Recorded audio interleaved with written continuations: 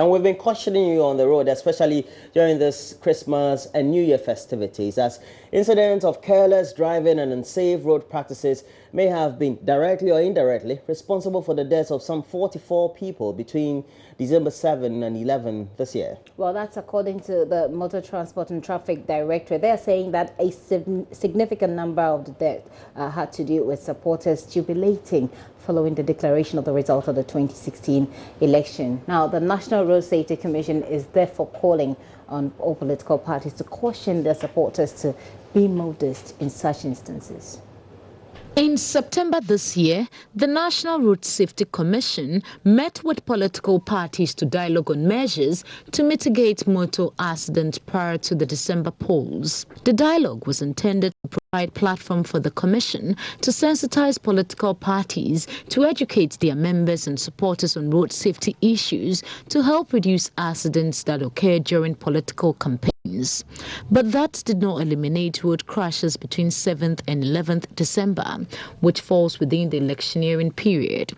A total of 157 vehicles were involved in road crashes. Staff officer with the Motor Transport and Traffic Directorate, DSP Eduboin, says political parties must caution their supporters to be mindful of road traffic regulations within such periods. The total cases that we recorded were 100 vehicles involved. That is from 7th to 11th December. Vehicles involved were 157, 157. Fatal cases were 22, 22.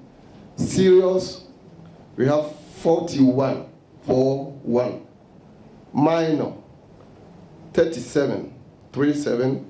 Pedestrian knockdown, we have 42.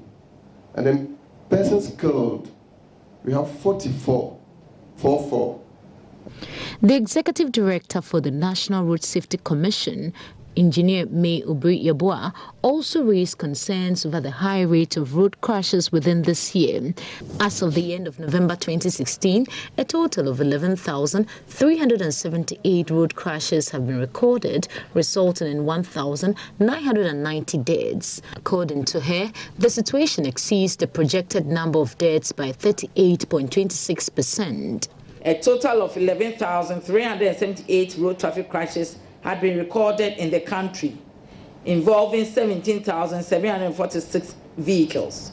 The total number of casualties stood at 12,144, and this is made up of 1,990 deaths and 10,154 injuries. Compared with the same period in 2015, the reported cases, vehicle involved injuries and fatalities increased by 14.88%, 14.45%, 20.19%, and 33.74% respectively. The Commission has observed with worry some disturbing road use practices by celebrants during the declaration of results last week by the Electoral Commission. It is our expectation that we shall observe sound road safety practices how we celebrate the victory of our candidates. The country needs our energies and skills to make our conditions better. The National Road Safety Commission says it is collaborating with key stakeholders to deploy some volunteers at major intersections, terminals, tollbooths and strategic areas in the country to engage motorists and pedestrians during the festive season. The Commission also presented some traffic enforcement equipment to the Motor Traffic and Transport Directorate to help in their work. On some governance issues, the transition team of President-elect Nana Addo Dankwa Akufo-Addo will now be given approvals on major transactions government is expected to undertake between now and January 7, 2017. When it takes, it finally takes office. Now, the understanding was reached at Monday's transition team meeting, and that it follows concerns that were raised about last-minute contracts that are being signed off by the outgoing administration. This is a case in point, actually, is the 18 million euro waste management agreement. Now, Joy News' room. The outgoing administration has also submitted all except the handing over notes of the Office of Government Machinery, talking about Office of the President. According to provisions of the Presidential Transition Act, the transition team is to make comprehensive arrangements to regulate the transfer of political power after a presidential election. The law provides for the establishment of 3 specific committees: the Integration Subcommittee, the Government Machinery Subcommittee, and the Presidency Subcommittee. Yao Safmafo, who leads the MPP's transition team, who acknowledged receipt of the notes at a press briefing, added that, with the exception of notes on the Office of Government Machinery, it has taken delivery of all the relevant documents and will proceed to scrutinize it. On her part, the spokesperson of the government's transition team, Hannah Tete, explained the team has now agreed to engage further on the critical issues to ensure successful transfer of power. I would also like to make known to ladies and gentlemen of the media that we have agreed within these discussions on a consultation mechanism by which we will engage each other if there are any issues that are arising out of the handover of these notes or any other matters that are pertaining to the transition. And should the need arise, we will invite you for briefing periodically. But it would be a briefing that is done and that is called at the behest of our 2 co-chairs, who would then make any information that we consider that is important to put in the public domain available to ladies and gentlemen of the media. So we've agreed a working framework.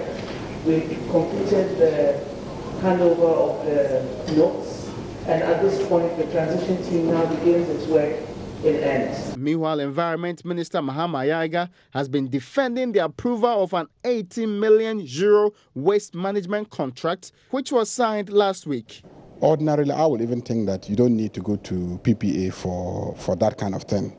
But out of, being cautious and making sure that in future nobody raises an issue, before the elections, there was an application to me as minister, and I forwarded the application. And this is in November specifically? Yes. In fact, the matter started long before, just that because I was running around campaigning, I had no time to present it. But before the election, I submitted the application to the Public Procurement Authority. And it is simply this, that X company says they want to establish an electronic waste recycling plant. They are going to bear the cost of establishing their plant. They say that the plant costs €18 million. So kindly give them the permission to establish the waste recycling plant so that in future, when government of Ghana is procuring services for recycling of electronic waste, they will be one of the companies that will be eligible to provide the service.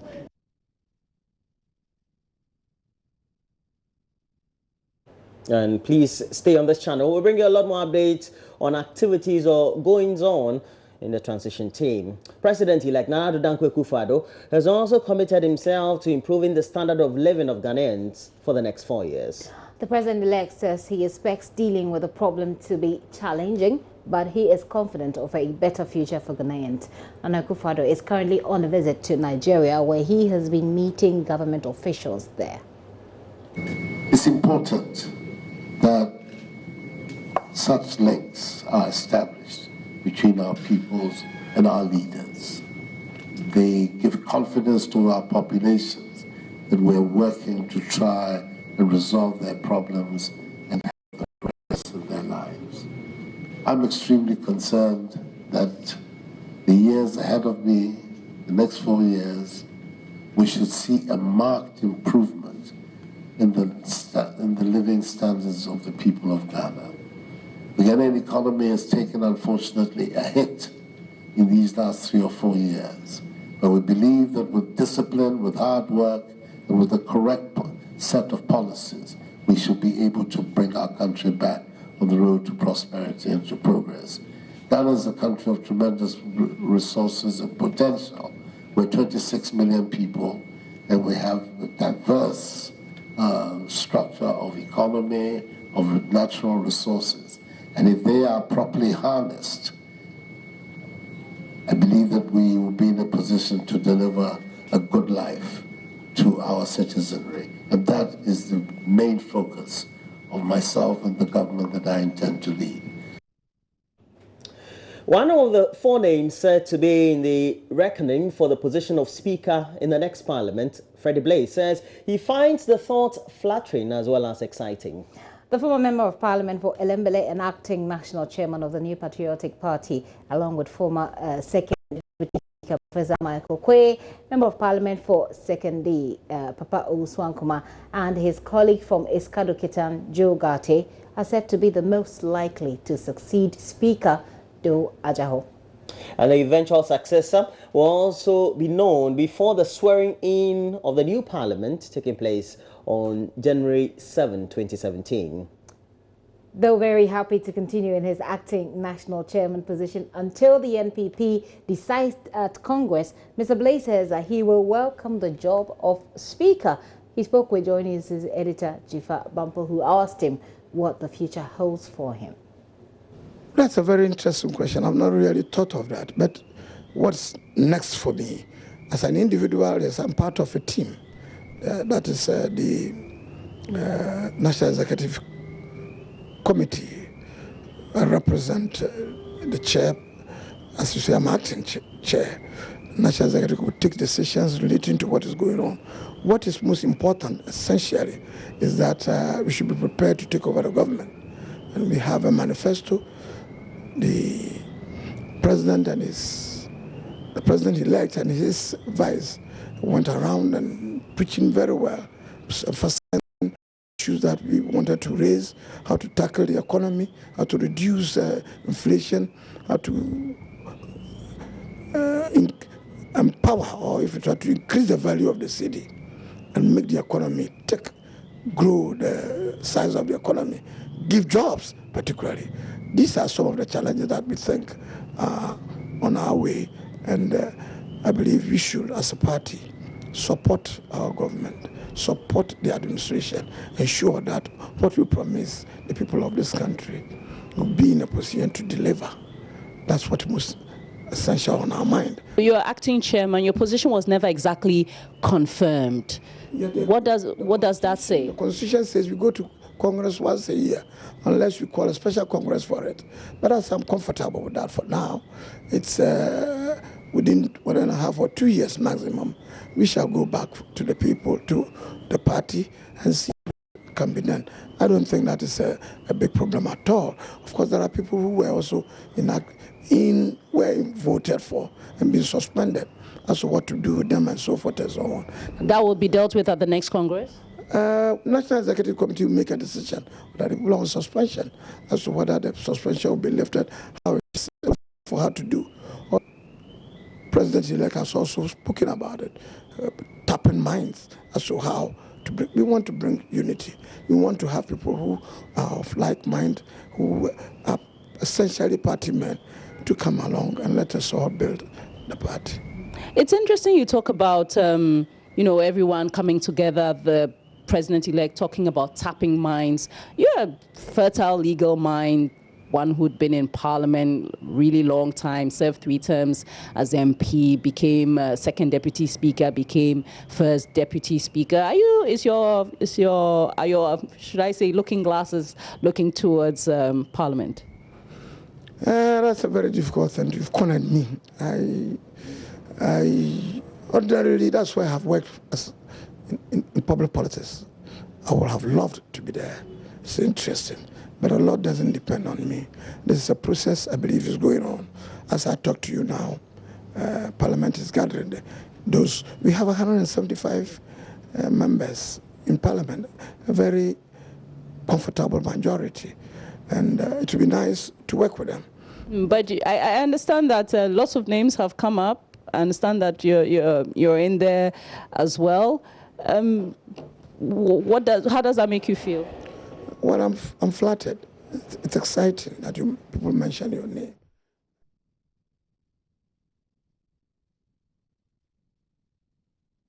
Over the last 6 years, the Best Teacher and Workers Awards ceremony is organized to motivate teachers who have performed excellently in a given academic year.